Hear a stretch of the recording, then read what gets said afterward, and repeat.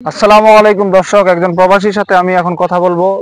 আমরা বিভিন্ন ইউটিউবে, ফেসবুকে, টিকটকে এবং বিভিন্ন সংবাদ মাধ্যমে জানতে পারছি নাকি প্রবাসীদেরকে নাকি অনেক গুরুত্ব দেওয়া হয়, অনেক সম্মান করা হয় এয়ারপোর্টে।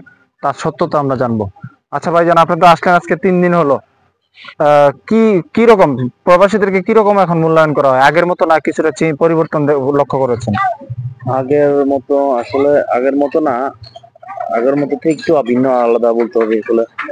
জানি না কার ক্ষেত্রে কেমন, কিন্তু আমার ক্ষেত্রে যেমন হয়েছে আসার পরে আমি যেই শুনলাম আমরা 15 মিনিটে লাকিজ পাওয়া যায়, আমাদের মাল সামানা পাওয়া যায় এরকম।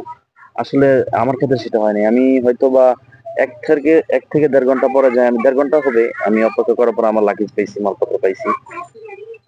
আর স্যার কি আপনাকে সম্বোধন করে নাকি? স্যার, প্রশাসনের যত লোক আছে স্যার, বা এয়ারপোর্টে যারা থাকে সবাইকে হ্যাঁ, স্যার? অবশ্য আমার ক্ষেত্রে স্যার বলা হয়েছে, বাট আমরা তো স্যার ডাকতে শুনতে চাই না। আমরা তো আচ্ছা। প্রত্যেকটা প্রবাসীর যে মনের যে আকাঙ্ক্ষা বা যে আবদারটা সরকারের কাছে, বাংলাদেশের সরকারের কাছে, কারণ আমরা হচ্ছে বাংলাদেশের একটা সম্পদ, রেভিনিউ যোদ্ধা যারা বলি, তাদের আমাদের একটাই আশা থাকবে, একটাই আবদার থাকবে যে আমরা স্যার বা আমরা কেউ কোনো কিছুই শুনতে চাই না। আমরা শুধু চাইতেছি ভালো একটা সুবিধা বা সেবা চাইতেছি, বাস এটুকু সরকার। আচ্ছা, সম্মানিত ভিউয়ার্স বা প্রবাসী যারা আছেন, আশা করি ভিডিওটা শেয়ার করে দিবেন। আর আপনারা জানলেন যে উনার লাগেজ পাইতে 1.5 ঘন্টা দেরি হয়েছে, লেট হয়েছে।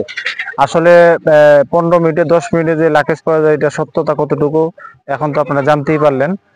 তবে কিছুটা আগের চেয়ে পরিবর্তন হয়েছে, প্রবাসীদেরকে অনেক সম্মান করা হয়। কারণ প্রবাসীরা এই দেশের আসলেই সম্পদ। প্রবাসীরা যদি রেমিটেন্স না পাঠাইতো, তাইলে এই দেশ এতদিনের দুর্ভিক্ষর দিকে ধাবিত হইতো। তো সবাই ভালো থাকবেন আর ভিডিওটা শেয়ার করে দেবেন যাতে অন্যরা জানতে পারে। আসসালামু আলাইকুম।